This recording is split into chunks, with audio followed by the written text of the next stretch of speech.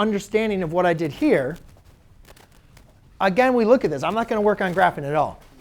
If we look at this, what x value is this graph going to be discontinuous at or continuous at? When x equals 1, right? That's what we talked about, right? What was your name again?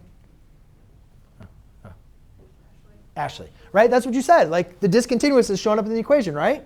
So we know that it's going to be continuous or discontinuous when x is equal to 0.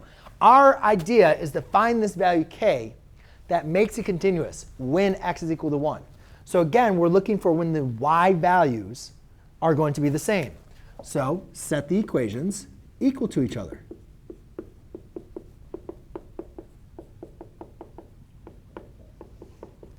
So we're trying to find the value of k when the y values are equal to each other, but when x is equal to 1.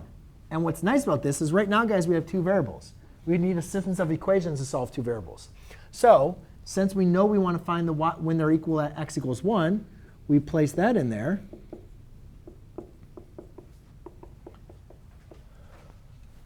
Did I say 1? Yeah, I did. OK.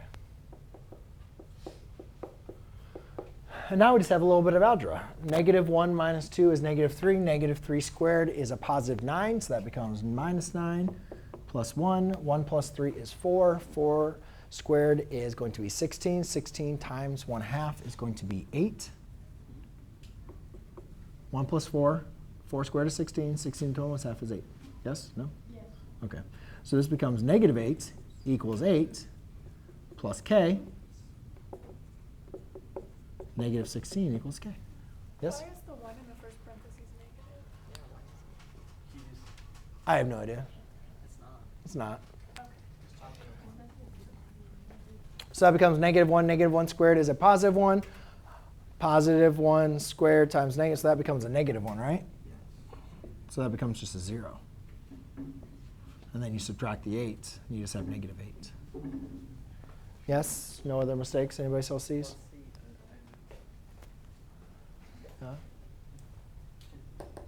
OK. And you guys could graph it if you want to. I'm not really going to spend much time with graphing. But we could go ahead and graph it.